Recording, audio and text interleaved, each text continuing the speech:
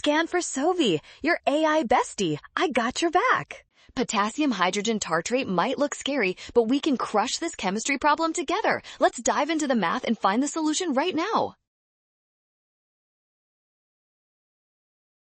First, we calculate the pKa by taking the negative log of the given Ka value. This simple step reveals the acidity of our ion in the water solution very quickly. Next, we confirm the solution is saturated by observing undissolved solid at the bottom. This equilibrium state ensures the concentrations remain constant for our titration calculations to be perfectly accurate. Finally, we use the one-to-one stoichiometry from the titration to find the concentration. This leads us directly to the final solubility product constant.